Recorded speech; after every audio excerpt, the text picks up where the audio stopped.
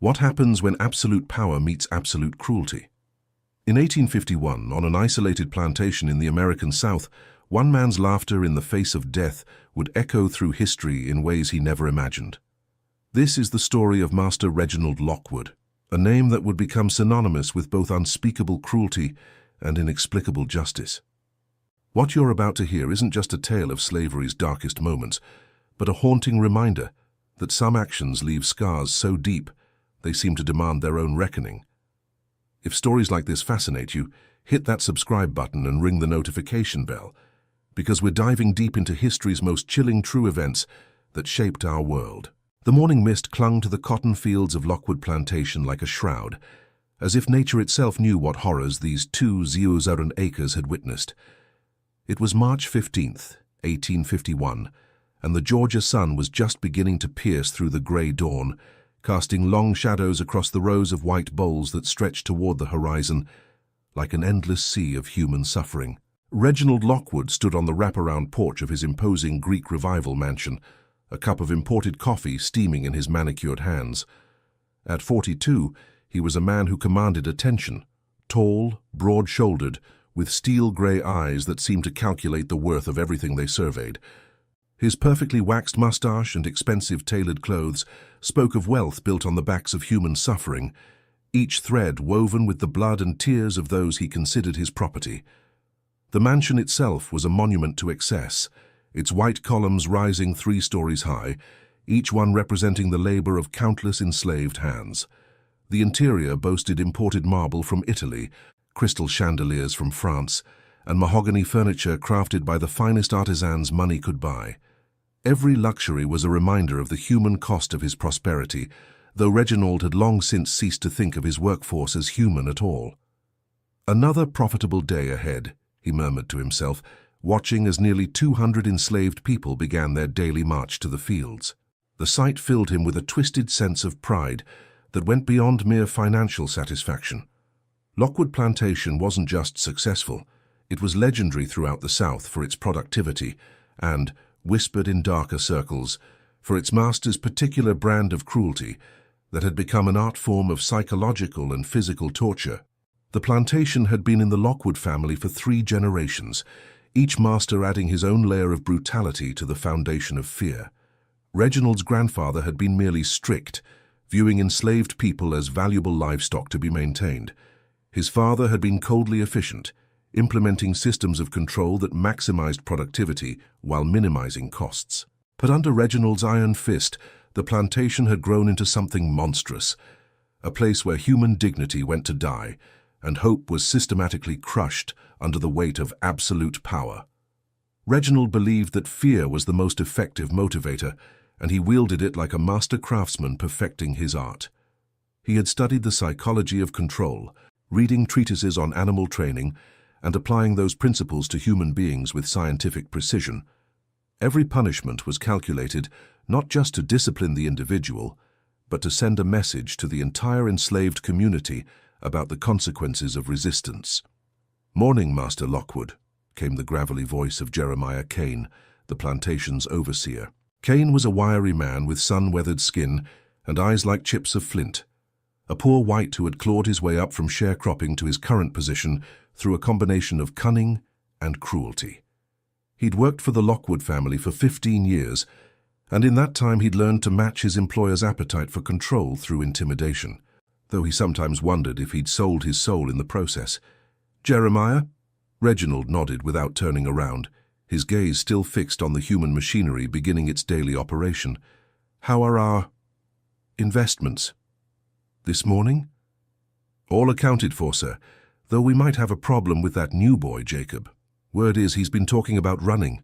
Some of the others are getting restless too, asking questions about their families sold off last month."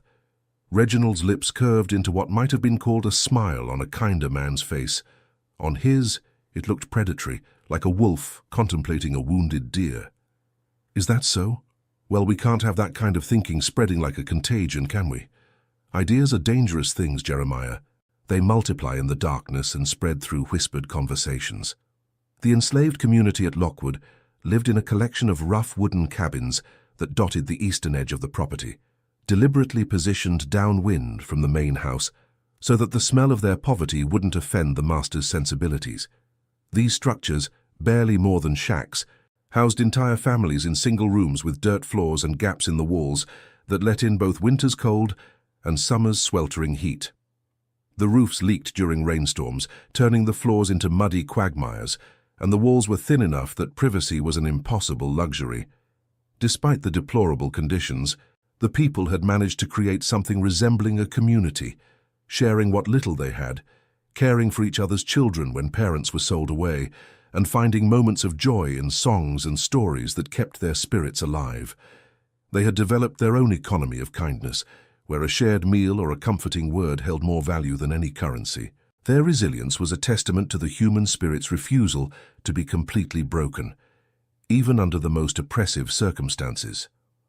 Among them was Jacob Washington, a 26-year-old man whose broad shoulders and intelligent eyes marked him as someone who had not yet been broken by the system designed to crush his spirit.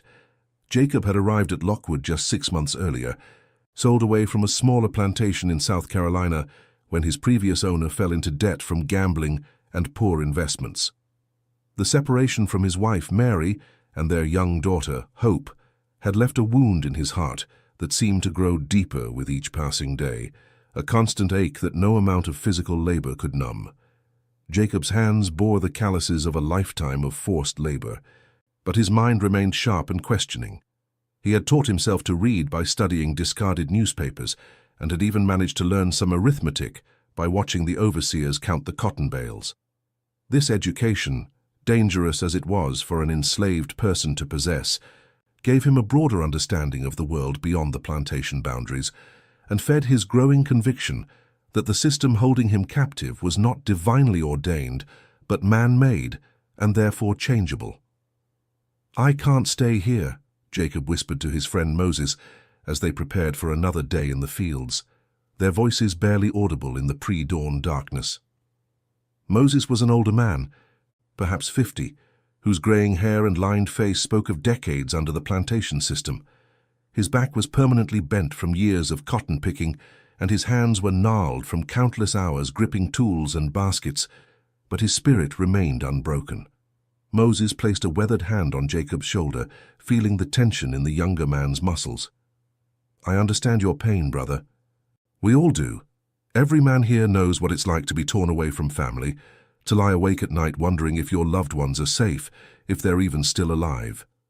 But running, that's a dangerous game. Lockwood ain't like other masters. He don't just punish the runner, he makes examples that haunt this place for years." "What's the worst he can do?" Jacob asked, though even as the words left his mouth, he knew it was the wrong question. On a plantation like Lockwood's, there was always something worse, always another level of cruelty that could be unleashed upon those who dared to challenge the established order. Moses's eyes grew distant, remembering horrors he'd witnessed over the years. "You don't want to know, son. Trust me on that. I've seen things that would give you nightmares for the rest of your life. Lockwood's got a creative mind when it comes to punishment, and he takes pride in his work." As the sun climbed higher, painting the sky in shades of orange and pink that seemed to mock the darkness of their situation, the enslaved workers made their way to the cotton fields under the watchful eyes of Cain and his assistant overseers. The work was backbreaking. Bent over for hours under the scorching sun, fingers bleeding from the sharp cotton bowls, always under the threat of the whip for those who didn't meet their daily quotas. The cotton plants seemed to stretch endlessly in every direction, a white ocean of forced labor that generated enormous profits for Lockwood, while providing nothing but suffering for those who made that wealth possible. Each worker carried a large burlap sack that would need to be filled multiple times throughout the day. The cotton had to be picked carefully, separating the valuable fibers from the sharp seed pods without damaging either. It was skilled work that required speed, precision, and endurance, but it was treated as if any animal could perform it.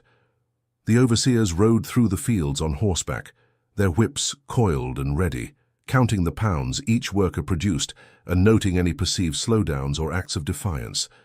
Reginald made his daily rounds on horseback, mounted on a magnificent black stallion that seemed to mirror its rider's dark temperament. The horse was a thoroughbred, worth more than most enslaved families, its sleek coat groomed to perfection, and its tack made from the finest leather money could buy. He would ride slowly through the fields, his presence alone enough to make workers increase their pace, their bodies tensing with fear at the sound of hoofbeats approaching. He rarely spoke during these inspections, but his eyes missed nothing. Who was working fastest? Who might be slowing down? Who dared to look up when he passed? Who might be sharing whispered conversations that could indicate brewing resistance? His silence was more terrifying than shouting would have been, because it suggested a calculating intelligence that was always planning, always watching, always ready to strike. "You there!" he called out to a young woman named Ruth, who was struggling to keep up with her row. She was barely 18, her youth already being stolen by the brutal demands of plantation life. The previous day's punishment, 20 lashes for allegedly stealing a piece of bread to feed her sick mother, had left her weak and shaking, her back still bleeding through the rough fabric of her dress. "Yes, Master Lockwood," Ruth whispered, not daring to meet his eyes. She had learned early that direct eye contact was considered insolence and could result in severe punishment. Her hands trembled as she continued picking cotton, trying to appear busy and productive, despite her obvious pain. "Your basket looks rather light for this time of day. Are you perhaps feeling unwell? Or maybe you're just not applying yourself with the proper dedication?" The question was a trap, and everyone within earshot knew it. To admit illness was to risk being seen as lazy or defiant, potentially resulting in reduced food rations or assignment to even more difficult tasks. To deny it while clearly struggling was to invite accusations of lying, which carried its own set of punishments. There was no safe answer, only degrees of danger. "No, sir, I'm working as hard as I can," Ruth replied, her voice barely audible. Reginald dismounted slowly, deliberately, savoring the fear his presence generated. The sound of his boots hitting the ground seemed unnaturally loud in the sudden silence that had fallen over this section of the field. Other workers continued their tasks, but strained to listen, knowing that what happened next could affect them all. "As hard as you can. How interesting. Jeremiah, what do you think? Does this look like someone working as hard as they can?" Kane appeared as if from nowhere, his hand already moving to the coiled whip at his belt. He had learned to read his employer's moods and knew that this interaction was heading toward violence. "Looks like laziness to me, Master Lockwood, the kind that spreads if it ain't dealt with quick and decisive." "My thoughts exactly." Reginald's voice was calm, almost conversational, which somehow made it more terrifying than if he had been shouting. 10 lashes should remind Miss Ruth here about the importance of honest work and proper dedication to her duties. As Ruth was dragged to the punishment post, a thick wooden beam that stood in the center of the field like a monument to suffering, Jacob felt something break inside him. He had witnessed countless horrors in his 6 months at Lockwood, but each new cruelty felt like another weight added to his soul. Another reason why he couldn't continue to live this way. The punishment post was worn smooth by countless hands that had gripped it during beatings, its base stained dark with the blood of previous victims. Ruth's wrists were tied to iron rings embedded in the wood, forcing her to stand on her toes with her back exposed. The other workers were forced to watch, their own fear and helplessness reflected in Ruth's suffering. "This ain't right," Jacob muttered, his hands clenching into fists as he watched the preparations for Ruth's beating. Moses, working beside him, heard the dangerous edge in his friend's voice and recognized the signs of a man reaching his breaking point. "Jacob, don't let him see that anger, that's what he wants. A reason to make an example. Ruth's suffering will be for nothing if you give him an excuse to punish you too." But Jacob was beyond hearing reason, as Ruth's screams echoed across the field, as Reginald watched with that same predatory smile, as the other enslaved people were forced to witness yet another demonstration of their powerlessness. Something fundamental shifted in Jacob's mind. The careful balance between survival and dignity that he had maintained for 6 months finally tipped toward action. That night, as the plantation settled into an uneasy quiet, broken only by the sounds of crickets and the distant sobbing of those mourning the day's cruelties, Jacob made his decision. He would run, not just for himself but for his wife Mary and daughter Hope, for Ruth, for every person trapped in this hell that Reginald Lockwood had created. He would either find freedom or die trying, because the alternative, continuing to live as a witness to endless suffering, had become unbearable. He spent the dark hours before dawn gathering his few possessions and saying silent goodbyes to the people who had become his family. He touched the small wooden cross that Moses had carved for him, whispered a prayer for strength, and stepped into the darkness that would either lead to freedom or death. He had no way of knowing that his decision would set in motion a chain of events that would transform both their lives forever, and that by the next evening, one of them would be dead, while the other would begin a descent into madness that would ultimately destroy everything he had built. The pre-dawn darkness of March 16th was thick with humidity and the promise of another scorching day that would test the endurance of every soul trapped within Lockwood Plantation's boundaries. Jacob Washington moved silently through the slave quarters, his few possessions wrapped in a piece of torn cloth that had once been part of a shirt. The fabric still carried the scent of the lye soap they were allowed once a month, a small reminder of the humanity that the plantation system tried so hard to strip away. He had spent the night saying silent goodbyes to the people who had become his family, knowing that if his escape attempt failed, he might never see them again. Each face he looked upon in the darkness represented a story of loss, resilience, and quiet dignity that the outside world would never know. There was Sarah, who had lost 3 children to the auction block, but still found the strength to comfort others in their grief. There was old Thomas, whose back was so scarred from decades of beatings that it looked like a roadmap of suffering, yet who still managed to smile and share stories that kept hope alive in the darkest moments. Jacob's heart ached as he thought about the bonds he was breaking by leaving. These people had welcomed him when he arrived, broken and grieving 6 months ago. They had shared their meager food rations with him, taught him the unspoken rules that might keep him alive, and offered the kind of emotional support that made survival possible. Leaving them felt like another kind of betrayal, but staying meant accepting a living death that grew more unbearable with each passing day. Moses was waiting for him at the edge of the quarters, his weathered face etched with worry and something that might have been pride. The older man had been awake for hours, wrestling with his own conscience about whether to try to stop Jacob or help him. In the end, love had won over fear, and he had decided to offer what assistance he could while praying that his young friend would somehow succeed where so many others had failed. "You sure about this, son?" Moses whispered, his voice barely audible in the pre-dawn stillness. "Once you cross that tree line, there ain't no coming back. If they catch you, well, you know what Lockwood does to runners. And it ain't just you who'll pay the price. He might take it out on all of us." "I'm sure," Jacob replied, though his voice trembled slightly with the weight of what he was attempting. "I can't live like this anymore, Moses. I won't die a slave, and I won't let my family think I just gave up on them. Every day I stay here is another day that Mary and Hope might be sold further away, another day that I'm not fighting to get back to them." Jacob's plan was born from months of careful observation and desperate hope. He had studied the patrol patterns of the overseers, memorized the layout of the surrounding countryside from overheard conversations, and gathered what little information he could about the Underground Railroad from whispered rumors and coded songs. He knew the odds were against him. Most escape attempts ended in recapture, brutal punishment, or death. But the alternative of slow spiritual death under Lockwood's rule had become unbearable. The older man nodded slowly, understanding the weight of the decision and the courage it required. "Then you better move fast and smart. Kane does his first round just after sunrise, and he's been extra vigilant lately. You got maybe 2 hours before they notice you're gone, and once those dogs get your scent—" Moses didn't need to finish the sentence. They both knew about the pack of bloodhounds that Lockwood kept specifically for tracking runaway slaves. The animals had been trained to see enslaved people as prey, and their success rate was terrifyingly high. Many runners were brought back more dead than alive, their bodies torn by teeth and claws, serving as living warnings to others who might consider escape. Jacob clasped Moses's hand one final time, feeling the calluses and scars that told the story of a lifetime of forced labor. "Take care of yourself, old friend, and if I don't make it, tell the others that I tried. Tell them that some of us refuse to accept this as our fate."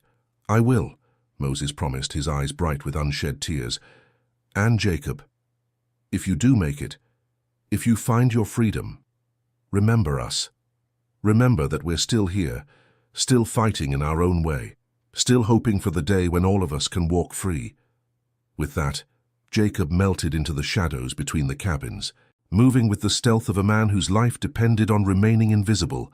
His route took him past the punishment post, where Ruth had suffered the day before, past the overseer's quarters, where Cain slept with one ear always listening for trouble, past the big house where Reginald Lockwood dreamed his dreams of absolute power. What Jacob didn't know was that his whispered conversations with Moses had not gone unnoticed. Cain had been suspicious of the new arrival from the moment he'd set foot on Lockwood Plantation, recognizing in Jacob's eyes the kind of intelligence and determination that made for dangerous slaves. The overseer had made it his business to keep a close eye on anyone who might be planning trouble, and he'd noticed the subtle changes in Jacob's behavior over the past few weeks, the way he studied the horizon during breaks, the questions he asked about neighboring plantations, the restless energy that seemed to grow stronger each day. More importantly, Kane had cultivated a network of informants among the enslaved population, people who traded information for small privileges or protection from punishment. Fear was a powerful motivator, and he had learned to exploit the natural human instinct for self-preservation to maintain control.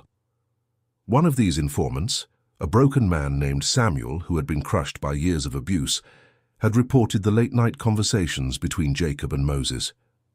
"Master Lockwood," Cain said, knocking on the door of the plantation house just as the first rays of sunlight began to filter through the trees. His voice carried a note of satisfaction that suggested he had been expecting this moment. "We got a runner." Reginald was already dressed and drinking his morning coffee, as if he'd been expecting this news. The coffee was imported from Jamaica, another luxury purchased with the profits of human misery, and he savored both the taste and the irony as he contemplated the day ahead. "Jacob Washington, I presume?" "Yes, sir. Noticed he was missing during the morning count. Found tracks leading toward the North Woods, just like I figured he would. Boy's got some intelligence, but not enough to know he can't outsmart the system."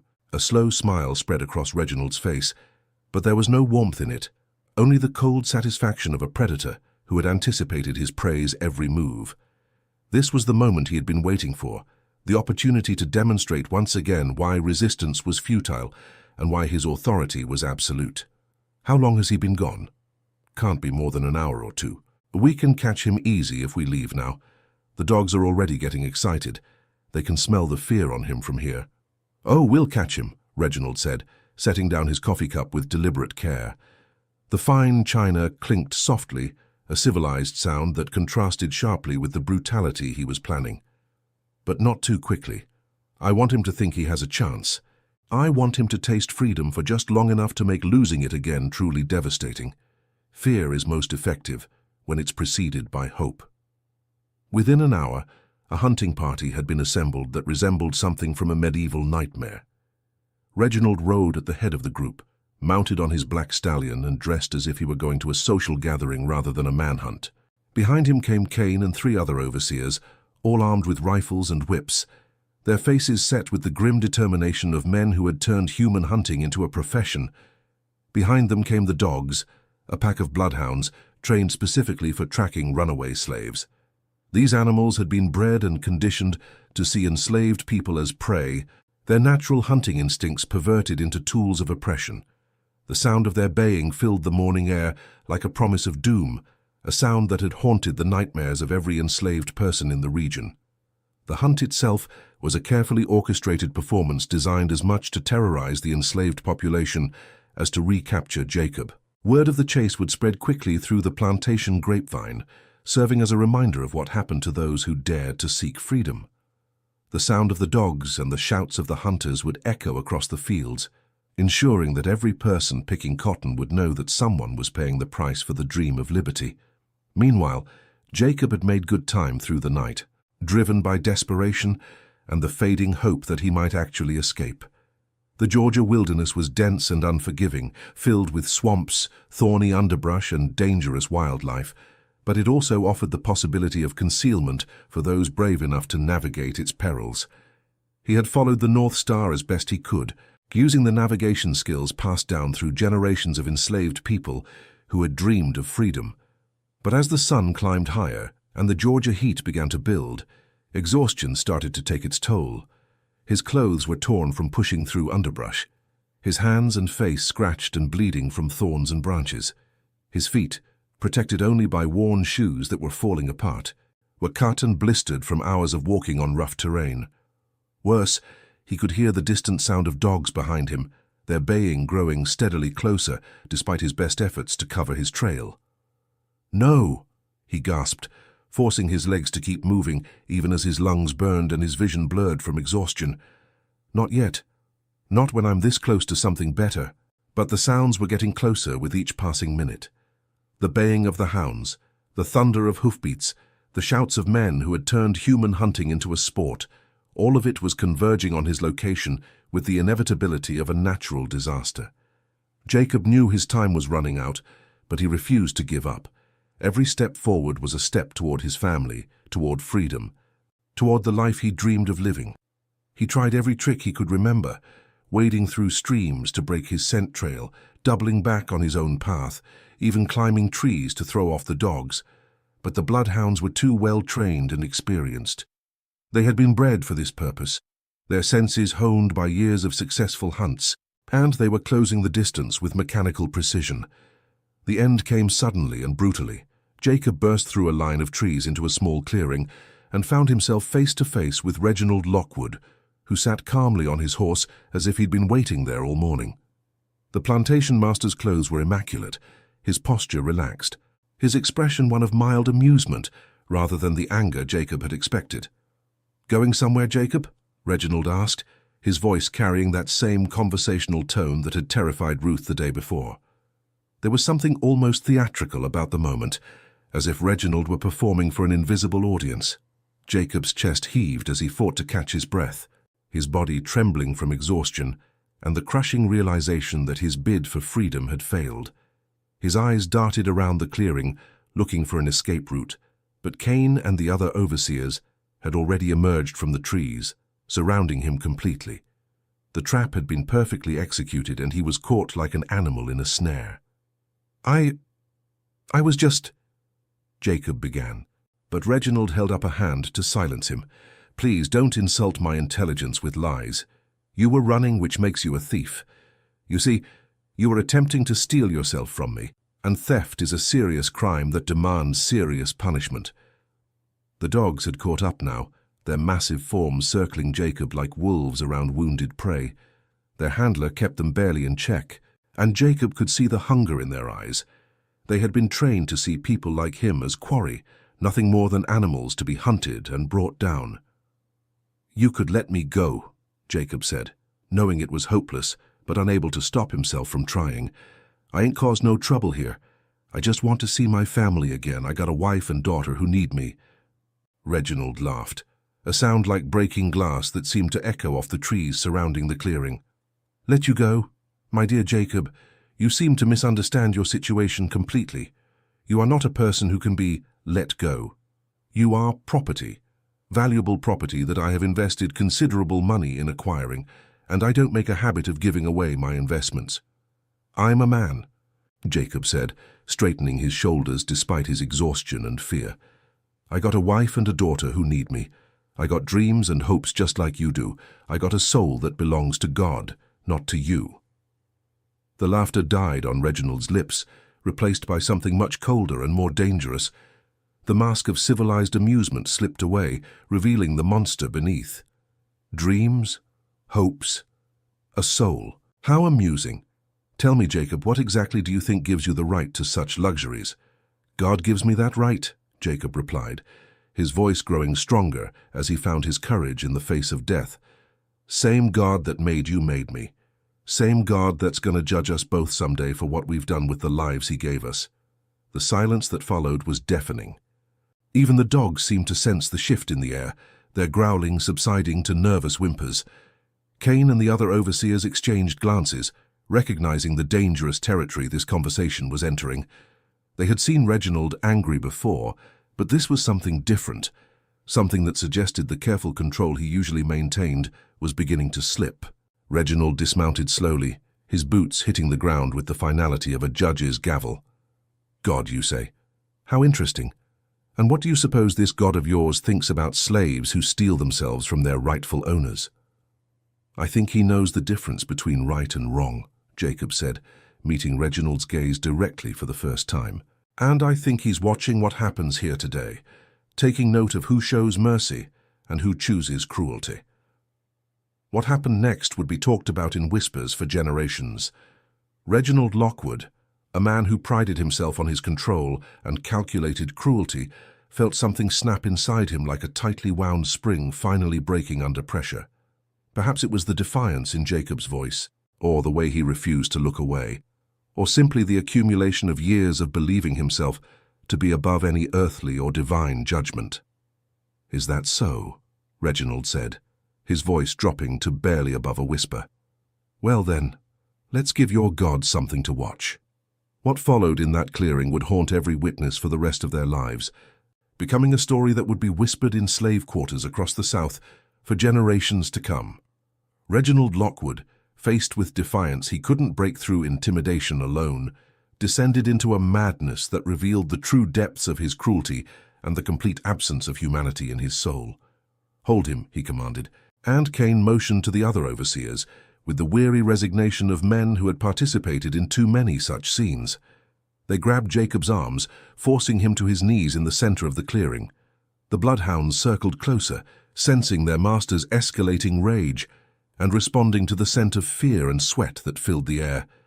The clearing itself seemed to hold its breath, as if nature itself was recoiling from what was about to unfold. The morning sun filtered through the canopy of oak and pine trees, creating dappled patterns of light and shadow that would forever be associated with this moment of ultimate cruelty. Birds that had been singing moments before fell silent, and even the insects seemed to pause their buzzing, as if the very forest was bearing witness to an act that would stain this place forever. "You want to talk about God?" Reginald said, beginning to pace around Jacob like a predator circling wounded prey. His voice had taken on a theatrical quality, as if he were delivering a sermon to an invisible congregation. "Let me tell you what I think about your God. I think if he cared about people like you, you wouldn't be here. I think if he had any power at all, he would have stopped me years ago." Jacob's breathing was labored, but his voice remained steady despite the terror he felt growing in his chest. "He's going to stop you. Maybe not today, maybe not tomorrow, but justice comes for everyone eventually. Every tear that's been shed on this plantation, every drop of blood that's been spilled, every prayer that's been whispered in the darkness, he's keeping count of all of it." The words hit Reginald like a physical blow, striking at something deep within him that he had thought was safely buried. In all his years of owning human beings, breaking spirits and crushing hope, no one had ever spoken to him with such unwavering certainty.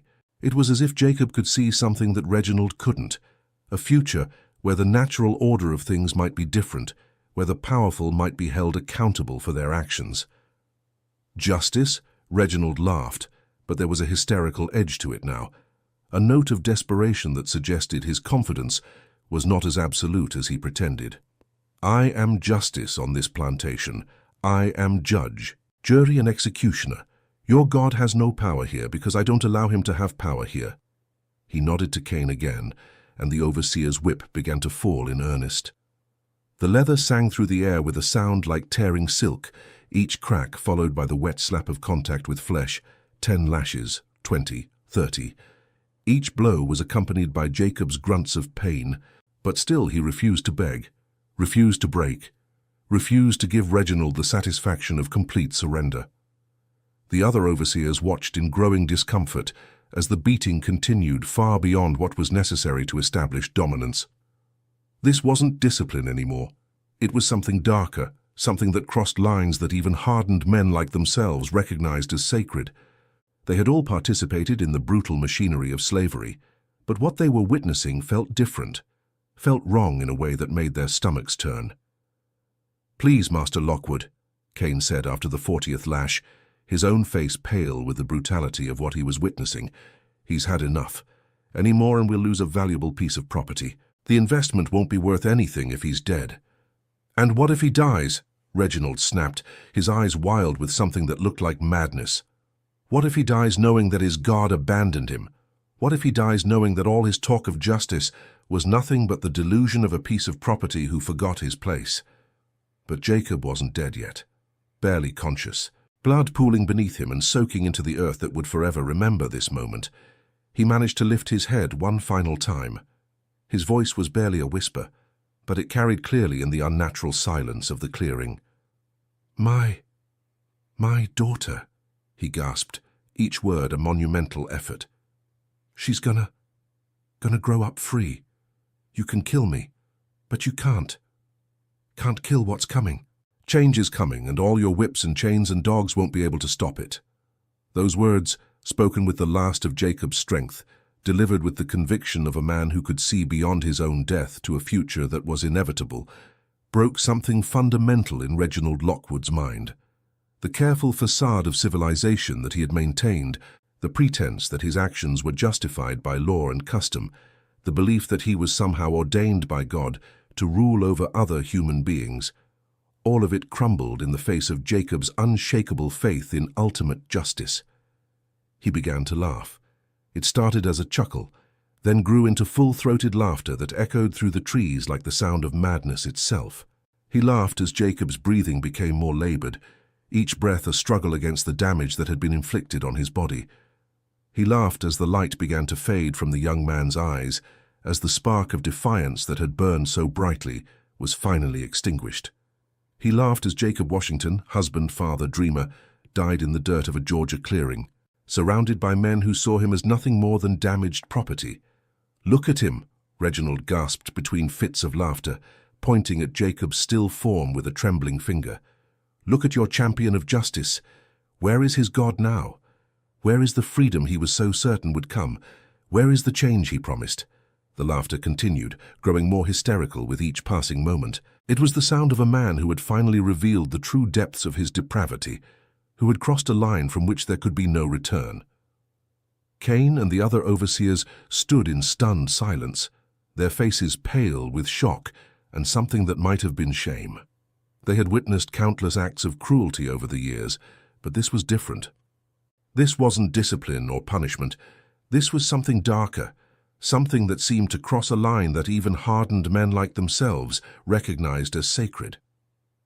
"Master Lockwood," Cain said quietly, his voice barely audible above the continued laughter, "we should head back. The others will be wondering where we are and there's work to be done." But Reginald wasn't finished. He was still laughing, still pointing at Jacob's body, still reveling in what he saw as his ultimate victory over hope itself.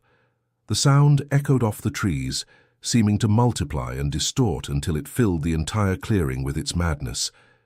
"Do you see?" he called out to the trees, as if addressing an invisible audience of doubters and critics. "This is what happens to those who challenge the natural order. This is what becomes of dreams and prayers and talk of justice. This is what your God allows to happen to his chosen people." The journey back to the plantation was conducted in eerie silence, broken only by Reginald's occasional chuckles and muttered comments about divine justice and natural order. Jacob's body was thrown over the back of a horse like a sack of grain, a final indignity that seemed to sum up how the plantation system reduced human beings to mere commodities. The blood from his wounds dripped steadily onto the ground, leaving a trail that seemed to mark the path between the clearing where he died and the plantation where he had lived his final months. When they arrived back at Lockwood Plantation, word of what had happened spread quickly through the slave quarters like wildfire. The news was carried by the wind, by the expressions on the overseers' faces, by the terrible silence that seemed to hang over the entire property. Moses was among the first to see Jacob's body, and the sight of his young friend, beaten to death for the crime of wanting to be free, broke something inside the older man's heart that would never fully heal. "They killed him," Moses whispered to his wife Sarah as they stood in their small cabin that evening, their voices barely audible even to each other. "Not just killed him, they laughed while they did it." Master Lockwood laughed as that boy died, laughed like it was the funniest thing he'd ever seen. Sarah closed her eyes, tears streaming down her weathered cheeks as she absorbed the full horror of what had happened. "Lord have mercy on us all," Lord have mercy on that poor boy's soul, and Lord have mercy on the monster who could laugh at such suffering. But it wasn't just the enslaved community that was affected by what had happened in the clearing. Cain found himself unable to sleep that night, haunted by the memory of his employer's laughter and the sight of Jacob's broken body. He had been an overseer for 15 years, had witnessed and participated in countless acts of violence, but something about the morning's events felt different, felt wrong in a way that went beyond the usual brutalities of plantation life. He lay in his narrow bed, staring at the ceiling and trying to understand what had changed. He had always been able to justify his role in the system by telling himself that he was just following orders, just doing his job, just trying to survive in a world that offered few opportunities for men like him. But Jacob's words about justice and divine judgment had planted a seed of doubt that was growing with each passing hour. Even some of the house slaves, who typically tried to stay as far removed as possible from the field hand's struggles, found themselves shaken by the news. Martha, the cook, had known Jacob during his brief time at Lockwood. He had been kind to her young grandson, had shared stories of his own daughter, had maintained a gentleness that seemed impossible given their circumstances. "That man had light in him," Martha told her assistant as they prepared the evening meal, their voices low to avoid being overheard by the White family. "Real light? The kind that comes from God." And Master Lockwood snuffed it out like it was nothing, like it was funny. Meanwhile, in the big house, Reginald sat in his study with a glass of imported whiskey, still occasionally chuckling to himself as he replayed the morning's events. The study was a monument to his wealth and power, leather-bound books he had never read, paintings of ancestors who had built their fortunes on human suffering, furniture crafted by enslaved artisans whose names had been forgotten. He felt a sense of satisfaction that went beyond the usual pleasure he took in maintaining discipline. He had faced down the ultimate challenge to his authority, a man who refused to be broken, and he had won decisively. "Jacob Washington," he said aloud, raising his glass in a mock toast to the empty room. "Thank you for reminding me why I am master here, and why you were nothing but property that forgot its place." He had no way of knowing that his laughter in that clearing had been witnessed by more than just his overseers and the trees. Word of what had happened was already beginning to spread beyond the boundaries of Lockwood Plantation, carried by the whispered conversations of enslaved people who worked on neighboring properties, by the troubled consciences of white overseers who found themselves questioning what they had seen by the very wind itself, which seemed to carry the echo of that terrible laughter across the Georgia countryside. And in the slave quarters of Lockwood itself, something new was beginning to take root. It wasn't hope. Hope had died with Jacob in that clearing. It was something darker, more patient, more enduring. It was the quiet certainty that actions have consequences, that cruelty demands payment, and that sometimes justice comes in forms that no one expects. As Reginald Lockwood drifted off to sleep that night, still smiling at his victory over a dead man's dreams, he had no idea that his laughter had set in motion forces that would soon transform his life into a nightmare from which there would be no awakening.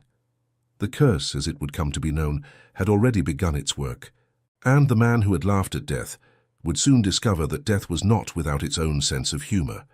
3 days after Jacob Washington's death, the first sign appeared like a biblical plague visited upon the land itself. Reginald woke on the morning of March 19th to find his prized cotton fields covered in a strange blight that defied all natural explanation. Overnight, the healthy white bolls had turned black and withered, as if touched by some invisible fire that burned away life itself. The sight that greeted him from his bedroom window was so shocking that he initially thought he was still dreaming. Caught in some nightmare born from too much whiskey and too little conscience, the transformation was complete and absolute. Where yesterday there had been row upon row of pristine white cotton stretching toward the horizon, like a sea of profitable potential, now there was only blackness, thousands of plants that looked as if they had been dipped in tar or struck by lightning. The smell that rose from the fields was not the usual sweet scent of growing cotton, but something else entirely, something that reminded those who encountered it of burned flesh and spilled blood. "Jeremiah," he bellowed, his voice carrying across the plantation grounds with unusual urgency and a note of panic that he couldn't quite suppress. "Jeremiah, get up here now." Cain arrived within minutes, his face pale and drawn, his usual confidence replaced by something that looked suspiciously like fear.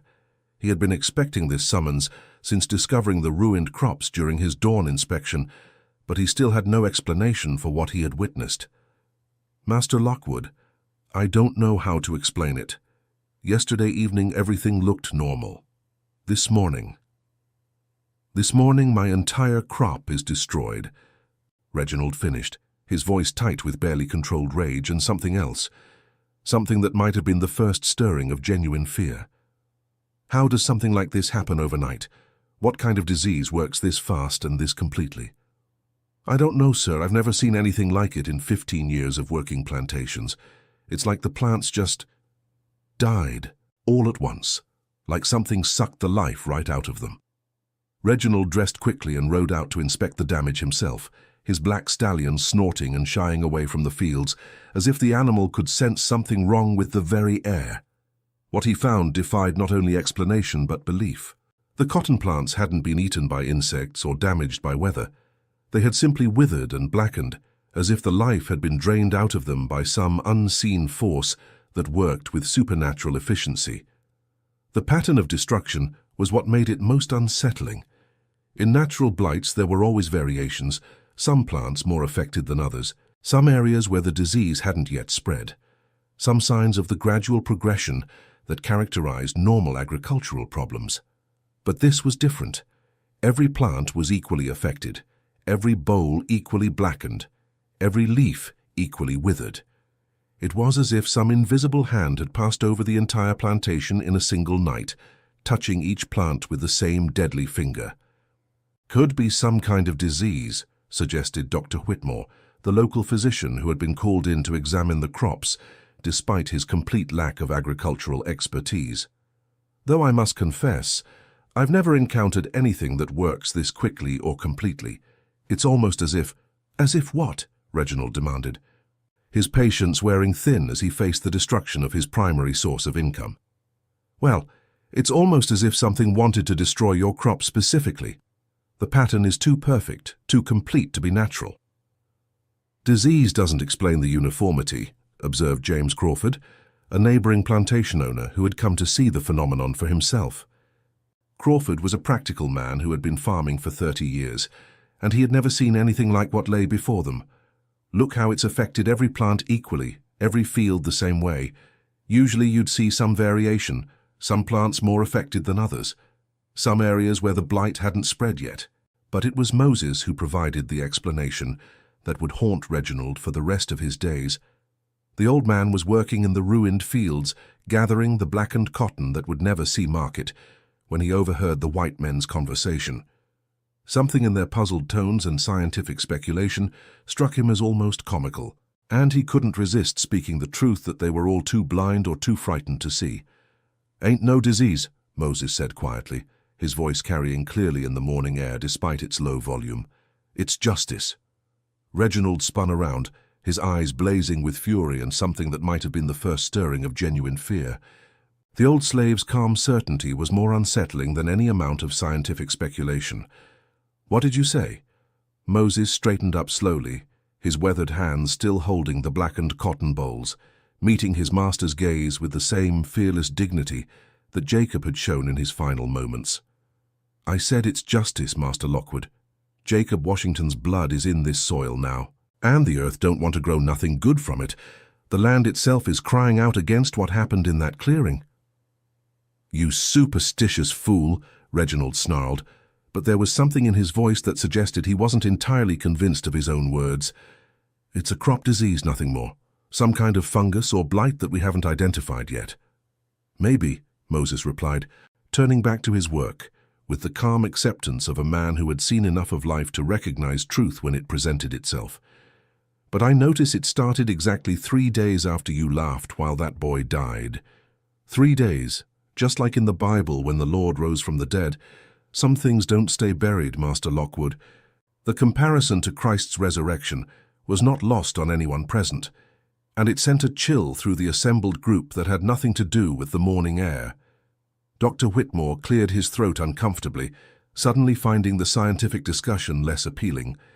Crawford found himself studying the blackened plants with new interest, remembering stories his grandmother had told about curses and divine retribution. "Get back to work," Reginald ordered, but his voice lacked its usual authority and carried a note of desperation that everyone present could hear. "All of you, get back to work. There's a rational explanation for this, and I'll find it." But the crop failure was only the beginning of what would become known throughout the region as the Lockwood Curse. Within a week, Reginald's prize-winning stallion, the magnificent black horse that had carried him on his hunt for Jacob, the animal that had been worth more than most enslaved families, was found dead in its stall. The horse showed no signs of injury or illness. It had simply died during the night, as mysteriously as the cotton had withered.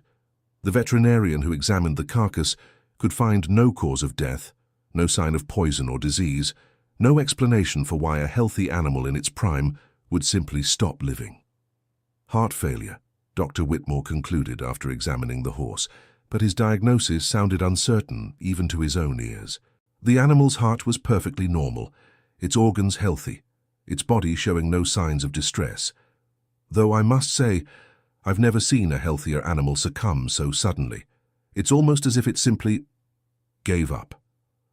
2 days later, the plantation's well, which had provided clear, sweet water for 3 generations of Lockwoods, turned brackish and undrinkable overnight. The water wasn't contaminated with any substance that could be identified. It simply tasted of salt and bitterness, as if the earth itself had turned